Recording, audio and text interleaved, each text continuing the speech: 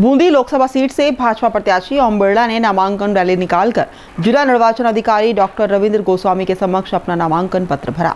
वहीं नामांकन रैली के पहले ही जेके पवेलियन स्टेडियम के बाहर रोड पर सभा आयोजित हुई, जिसमें मुख्यमंत्री भजनलाल शर्मा ने कहा कि कांग्रेस के शासन में भ्रष्टाचार की कहानी लिखी जाती थी, देश आतंकवाद से परेशान था और तुष्टीकरण के नाम पर वोट लिए जाते थे।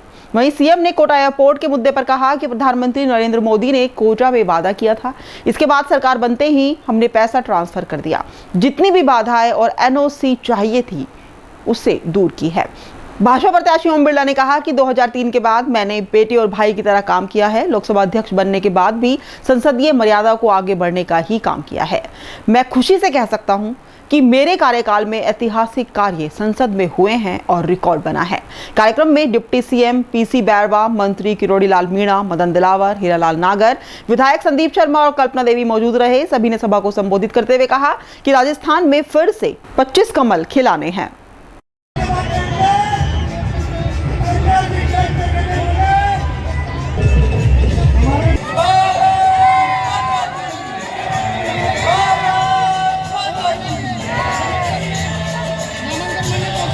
ये एक्सप्रेस जिस दिन चालू होगा, कोटा का इतिहास बदलेगा।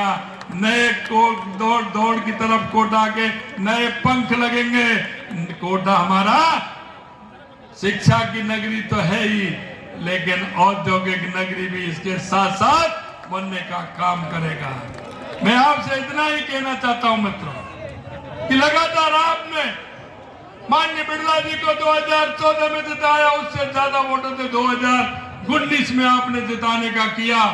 राजस्थान में 14 में भी 25 सीट थे, 19 में भी 25 सीट थे, अब भी 25 सीट आने वाली हैं, लेकिन अब की बार मार्जिन बढ़ाना पड़ेगा। सौभाग्यशाली व्यक्तियों मेरे भाई और बहनों कि आपको ओम बिरला जैसा नेतृत्व करने वाला एक सांसद आपको मिला है। आप बहुत भाग्यशाली हैं। बिरला जी ने कोटा का नहीं, पूरे राजस्थान का नाम ऊंचा किया है, पूरे राजस्थान का।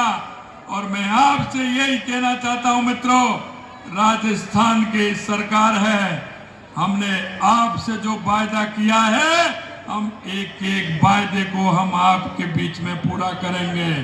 मैं कहना चाहता हूं हमारी सरकार को आए 3.5 महीने के लगभग हुए हैं, लेकिन हमने 45% वायदों को पूरा किया है। 45% आपने देखा होगा जो वायदे किया, किसान सम्मान निधि हो, गेहूं पर एमएसपी बढ़ाने का काम हो, हमारे सामाजिक सुरक्षा पेंशन बढ़ाने का काम हो, हमारे जनप्रतिनिधि या पंचायत के हो, नगर पालिका के हो, उनका भत्ता बढ़ाने का काम हो।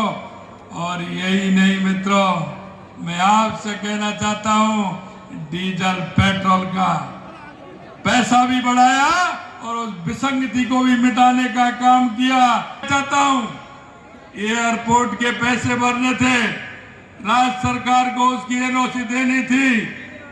माननीय ओम जी भाई साहब का फोन गया, क्योंकि हमें पता है कि देश के यशस्वी प्रधानमंत्री नरेंद्र मोदी जी इस कोटा की धरती से उन्होंने कहा था कि कोटा में एयरपोर्ट बनेगा। मैं आपको विश्वास दिलाता हूं, सरकार बनने के 20 दिन बाद 48 करोड़ रुपए हमने जमा कराने का काम किया और हमने सारी बाधाएं दूर करने का काम किया। क्योंकि आप जानते हो, मोदी जी की गारंटी यानी पूरा होने की गारंटी। 20 दिन के अंदर एयरपोर्ट का डायवर्जन का पैसा जमा करा दिया। एयरपोर्ट की सारी औपचारिकताएं पूरी हो चुकी है। डीपीआर बनने के बाद इसी अगले कार्यकाल के अंदर एयरपोर्ट का निर्माण कार्य भी शुरू होगा।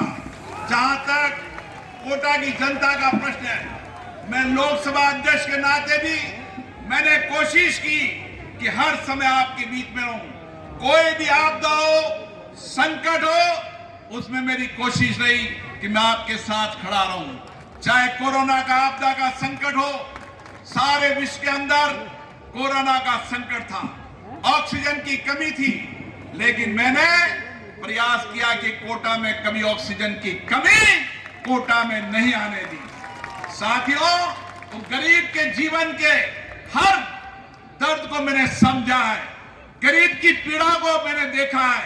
मैंने देखा जेके लोन में जब बच्चे मर गए थे तो गर्भवती महिलाओं की हालत देखी, तो मैंने जन सहयोग से गर्भवती महिलाओं को अच्छा पौष्टिक दे। मैं कामों की बात नहीं करना चाहता।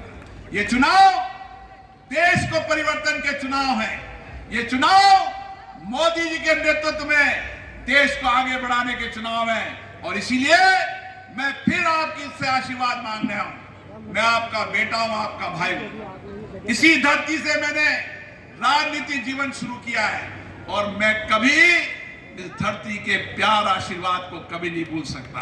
आने वाले सभी देवतुल्य कार्यकर्ता बंधुओं, जनता जनार्दन, मैं आपके बीच में इतना ही कहना चाहता हूं कि आज जिस प्रकार का मुझे अभी रास्ते में आ रहा था, मैंने भी महसूस किया और सब लोग कह रहे हैं कि यहाँ तो मात्र 30% लोग ही पहुंच पाएंगे, बाकी अभी बसों में आना बाकी है।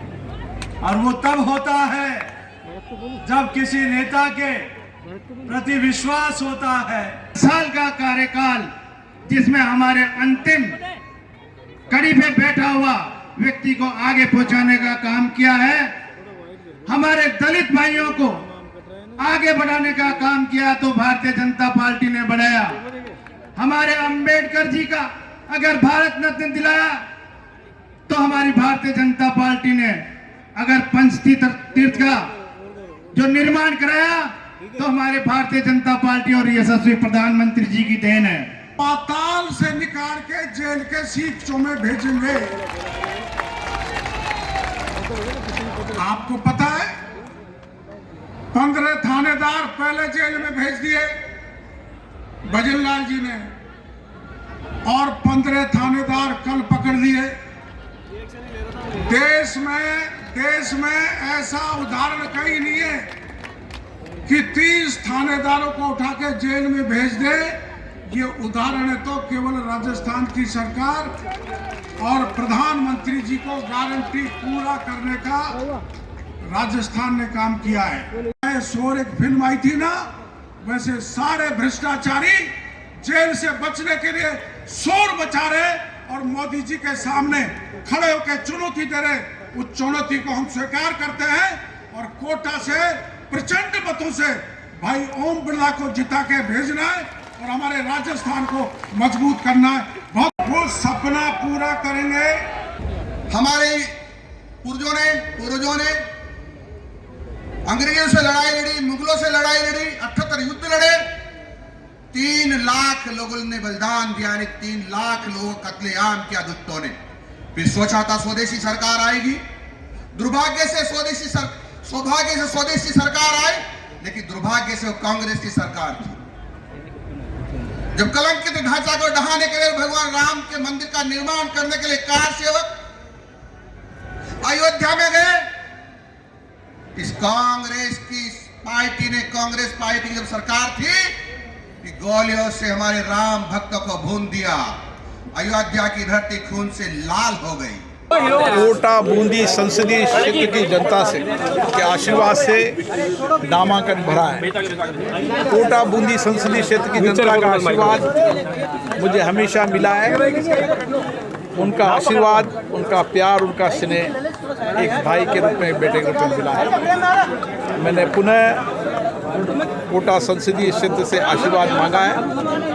मैं कोशिश करूंगा कि जो विश्वास भरोसा रखा है उस विश्वास भरोसे को और कायम रखूं और नरेंद्र मोदी जी के तीसरे कार्यकाल में हम देश के अंदर प्रगति, खुशहाली, समृद्धि और हमारी शक्ति सामर्थ्य को और बढ़ाकर तीसरे कार्यकाल में अभूतपूर्व निर्णय और फैसलों से इस देश को आगे ले जाएं। और इसलिए जिसको भी भारतीय जनता पार्टी अपना प्रत्याशी बनाती है वही उनके हाथ खड़ा कर देता है। मेरी औकात नहीं है कि मैं भारतीय जनता पार्टी के प्रत्याशी के सामने चुनाव लड़ पाऊँ। और इसलिए आपने देखा होगा कुछ प्रत्याशी तो ये कह रहे हैं कि कांग्रेस संकट में है, इसलिए उनकी इज्जत बचाने के लिए चुनाव लड़ रहे हैं, अदरवाइज हम चुनाव नहीं लड़ते। क्या करेंगे सर, जीत को लेकर के क्या कहना है? राजस्थान में कितनी सीटें आने वाली?